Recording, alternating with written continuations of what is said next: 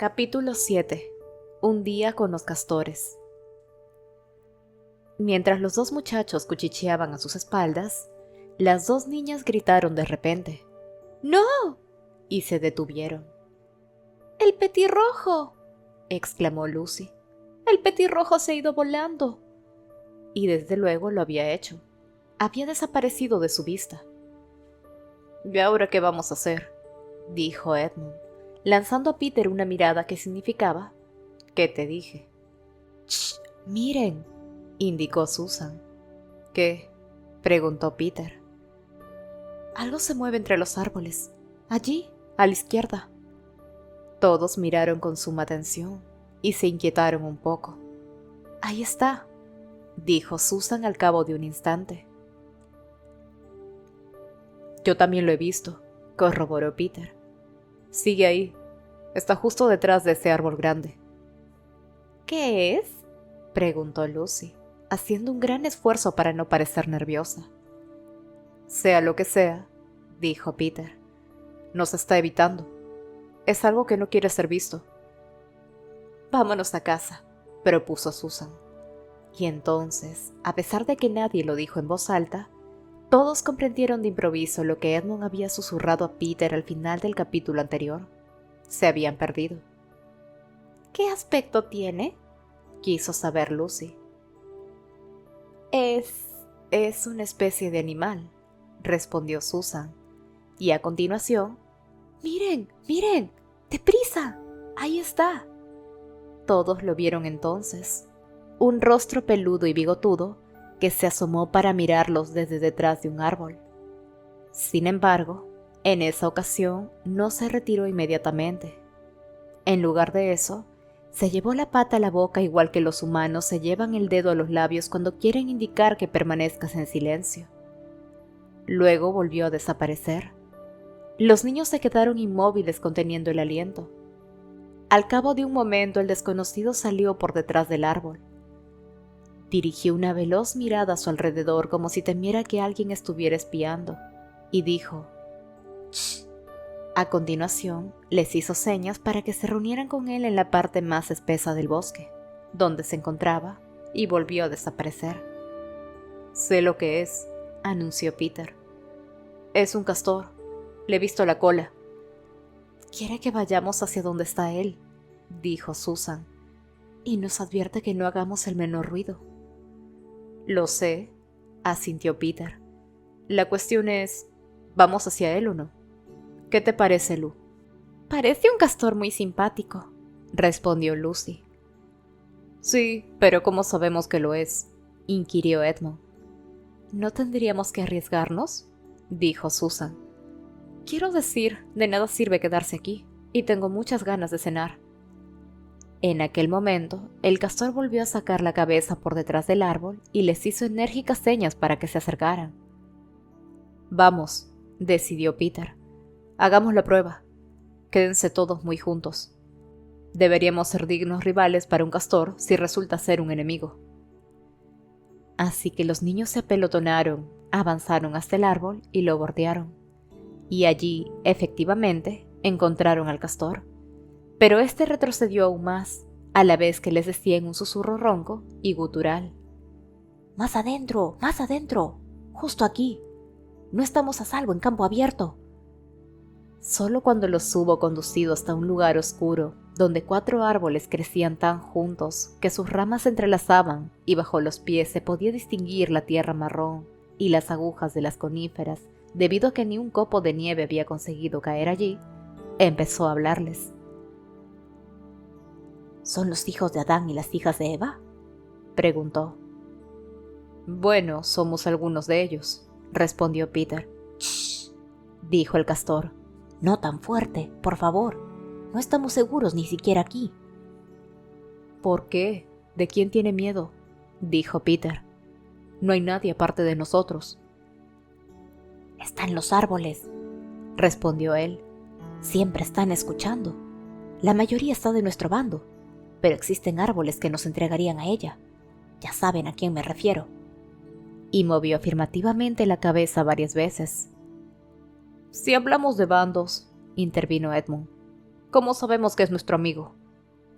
No es nuestra intención ser groseros, señor Castor, añadió Peter, pero como comprenderá, somos forasteros. Muy cierto, respondió el castor. He aquí mi prueba. Dicho aquello, les tendió un pequeño objeto blanco. Todos lo contemplaron con sorpresa, hasta que de repente Lucy dijo: ¡Ah, claro! Es mi pañuelo, el que entregué al pobre señor Tomnus. Es cierto, asintió el castor. Pobre muchacho. Se enteró del arresto antes de que sucediera, y me entregó esto. Dijo que si le sucedía algo debía encontrarme contigo aquí y conducirte a... Llegado a aquel punto, la voz del animal se apagó, y les dedicó 1 o 2 misteriosos movimientos de cabeza. Luego, haciendo una señal a los niños para que lo rodearan tan de cerca como pudieran, de modo que sus bigotes les hicieron cosquillas en el rostro, añadió en un susurro apenas audible: Dicen que Aslan está en camino. Puede que haya llegado ya. Entonces sucedió algo muy curioso. Ninguno de los niños sabía quién era Aslan, igual que tú, pero en cuanto el castor hubo pronunciado aquellas palabras, todos se sintieron distintos. Tal vez te ha sucedido alguna vez al soñar que alguien dice algo que no entiendes, pero en el sueño parece como si tuviera un enorme significado. Puede ser un sentido aterrador, que convierte todo el sueño en una pesadilla, o por el contrario, uno demasiado magnífico para poder expresarlo con palabras, que convierte el sueño en algo tan hermoso que uno lo recuerda toda la vida y siempre desea repetirlo. Ante la mención del nombre Aslan, todos y cada uno de los niños sintieron una especie de sobresalto en su interior. Para Edmund fue una sensación de misterioso horror. Peter se sintió repentinamente valeroso y aventurero. A Susan le pareció como si algún aroma exquisito o un acorde de deliciosa música hubiera pasado flotando junto a ella. Y Lucy tuvo la misma impresión que uno tiene cuando despierta por la mañana y se da cuenta de que empiezan las vacaciones o el verano. ¿Y qué hay del señor Tomnus?, preguntó Lucy. ¿Dónde está? Shh, dijo el castor. Aquí no. Debo llevarlos a un lugar donde podamos tener una auténtica conversación y de paso cenar.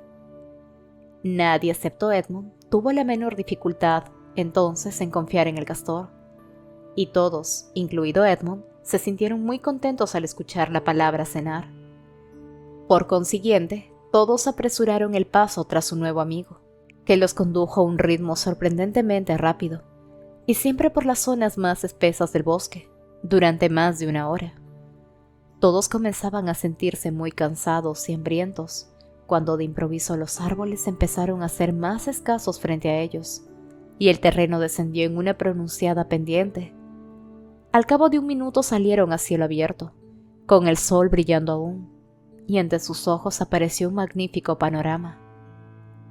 Estaban de pie en el borde de un valle escarpado y estrecho, por cuyo fondo discurría, al menos habría fluido de no haber estado congelado, un río bastante grande. Justo debajo de donde estaban, se había construido un dique a través del río, y cuando lo vieron, todos recordaron de improviso que los castores se pasan la vida construyendo diques y tuvieron casi la completa seguridad de que el señor Castor había construido aquel. También observaron que en ese momento su compañero lucía una especie de expresión humilde, la clase de expresión que muestra cualquiera cuando alguien visita un jardín que ha creado o lee un relato que ha escrito. Así pues no fue más que simple cortesía normal y corriente que Susan dijera: ¡Qué dique más bonito!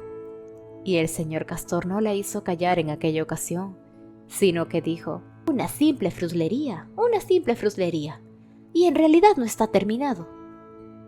Por encima del dique había lo que debía de haber sido un profundo estanque, pero que en aquel momento era, desde luego, una superficie lisa de hielo color verde oscuro.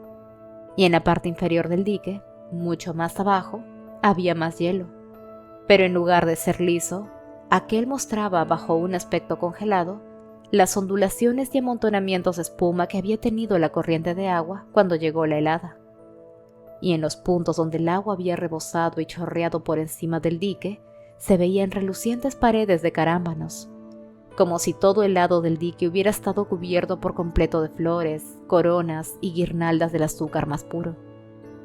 En el centro, y parcialmente sobre la parte superior del dique, había una curiosa casita con una forma que recordaba una colmena enorme, y de un agujero de su techo escapaba una columna de humo, de modo que cuando uno la veía, en especial si uno se sentía hambriento, pensaba al instante en guisos y se sentía más hambriento aún. Aquello fue lo que los otros observaron principalmente, pero Edmund vio algo más. Un poco más abajo del río había otro río pequeño que descendía de otro valle para unirse a aquel, y al alzar la vista hacia el valle, Edmund distinguió dos colinas bajas, y estuvo casi seguro de que eran las dos colinas que la bruja blanca le había mostrado cuando se separó de ella en el farol aquel día. Por lo tanto, entre ellas, se dijo, debía de estar su palacio, a solo 1,5 kilómetros o incluso menos. Se puso a pensar entonces en las delicias turcas y en la idea de convertirse en rey, preguntándose al mismo tiempo qué le parecería aquello a Peter, y una serie de horribles ideas acudieron a su mente. «Ya hemos llegado», anunció el señor Castor, «y parece que la señora Castor nos está esperando. Yo iré delante, pero tengan cuidado y no resbalen». La parte superior del dique tenía anchura suficiente para poder andar por encima, aunque no resultaba para los humanos un lugar agradable por el que pasar, pues estaba cubierta de hielo y a pesar de que el embalse helado estaba a su misma altura por un lado, había un tremendo desnivel hasta el río, situado al otro lado. Por aquella ruta el señor Castor los condujo en fila india hasta la parte central, desde donde podían contemplar un buen trecho río arriba y también otro buen trecho río abajo.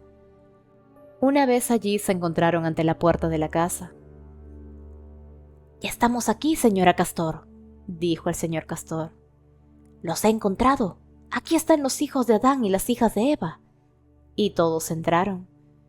Lo primero que advirtió Lucy fue un zumbido, y lo primero que vio fue una anciana Castor de aspecto benévolo sentada en una esquina con un hilo en la boca, muy alterada con su máquina de coser, y era de aquella máquina de donde provenía el sonido. La señora Castor interrumpió su trabajo y se puso de pie en cuanto entraron los niños. «Así que por fin han venido», dijo, extendiendo sus dos ancianas y arrugadas patas. «Por fin. Pensar que he vivido para ver este día. Las batatas están hirviendo y la tetera silbando, y quizá el señor Castor pueda conseguirnos algo de pescado». «Ya lo creo», respondió él. Salió de la casa, acompañado por Peter, y cruzó la helada superficie del profundo estanque hasta el lugar donde tenía un agujerito en el hielo que mantenía abierto cada día con su pequeña hacha.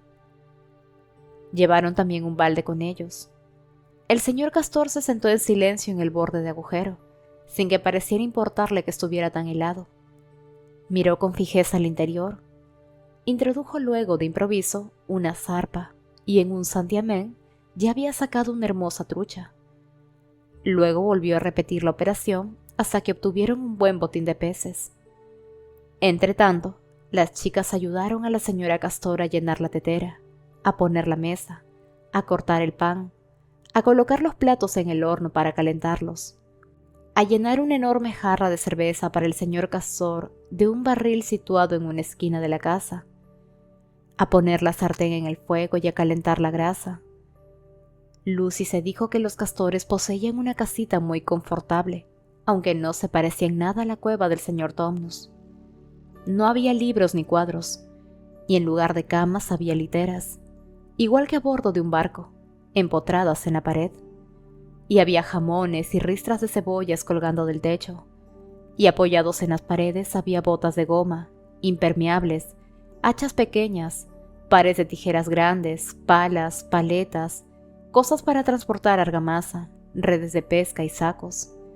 Y el mantel de la mesa, aunque muy limpio, era muy tosco. La sartén empezaba a sisear alegremente, cuando Peter y el señor Castor entraron con el pescado que este último ya había abierto con su cuchillo y limpiado en el exterior. Es fácil imaginar lo bien que olía el pescado recién capturado mientras lo freían. El modo en que los niños ansiaban que estuviera listo y cómo había aumentado su hambre antes de que su anfitrión dijera por fin: «Bien, Ya casi está. Susan escurrió las batatas y volvió a colocarlas en la olla vacía para que se secaran a un lado de los fogones, mientras Lucy ayudaba a la señora Castor a servir las truchas. De modo que en pocos minutos todos acercaron sus taburetes, que eran todos de 3 patas a excepción de la mecedora especial de la señora Castor, situada ante la chimenea, y se prepararon para degustar una magnífica comida. Había una jarra de cremosa leche para los niños. El señor Castor prefirió la cerveza, y un gran trozo de mantequilla de color amarillo oscuro en medio de la mesa, de la que todos tomaron cuanta quisieron para acompañar las batatas, y todos los niños pensaron, y yo estoy de acuerdo con ellos, que no hay nada mejor que un buen pescado de agua dulce si uno se lo come recién capturado y recién salido de la sartén. Cuando terminaron el pescado, la señora Castor sacó inesperadamente del horno un pastel de mermelada enorme y maravillosamente acaramelado, humeante aún, y al mismo tiempo colocó la tetera en el fuego, de modo que cuando hubieron terminado el postre, el té estuviera hecho y listo para ser servido. Y cuando todos tuvieron su taza de té, todos empujaron hacia atrás el taburete para poder recostarse contra la pared, y profirieron un largo suspiro de satisfacción. «Y ahora», dijo el señor Castor, apartando la jarra de cerveza vacía a la vez que acercaba una taza de té, «si esperan a que enciende mi pipa y suelte unas pocas bocanadas, iremos al grano». «Vuelve a nevar», añadió echando un vistazo a la ventana. «Es mucho mejor, porque significa que no tendremos visitantes, y si alguien intentaba seguirnos, pues ya no encontrará alguna huella».